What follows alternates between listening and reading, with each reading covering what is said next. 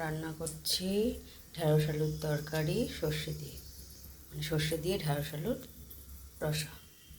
ঢ্যাঁড়সটাকেও লম্বা লম্বা করে কেটে নিয়েছি, আলুগুলোকেও লম্বা লম্বা করে কেটে নিয়েছি, দুটো লঙ্কা চিড়ে নিয়েছি, সর্ষেটা পেস্ট করে নিয়েছি। কড়াইতে তেল বসিয়ে দিয়েছি, তেল গরম হয়ে গেছে, তেলের মধ্যে একটু পাঁচফোড়ন দিয়েছি, আলুগুলোকে ছেড়ে দিচ্ছি।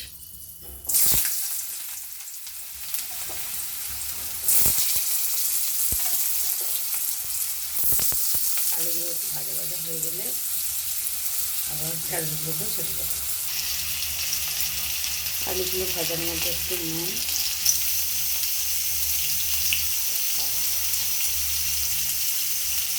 একটু হলুদ দিয়ে দিই।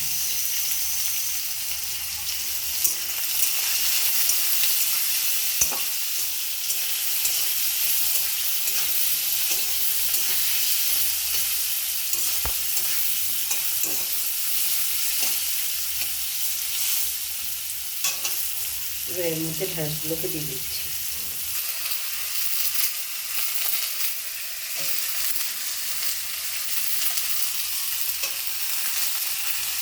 ভালো করে ভেজে নিচ্ছি।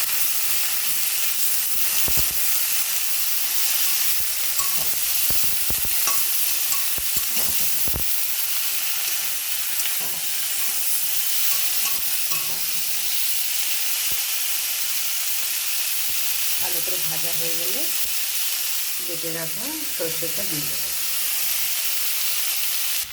ঢ্যাঁড়সটা ভালো করে ভাজা হয়ে গেছে, এর মধ্যে সর্ষেটা দিয়ে দিয়েছি, ভালো করে মাখছি।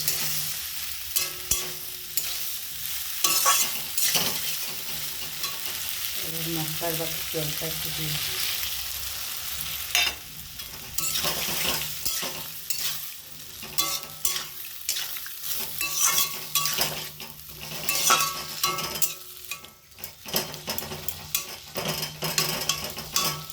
যতক্ষণ শুকনো হচ্ছে ততক্ষণ ঢাকা দিয়ে দিচ্ছি। ঢাকা দিয়ে এটা সেদ্ধ হয়ে যাবে, তারপর নামিয়ে নেব। ঢাকাটা খুলে দেখি।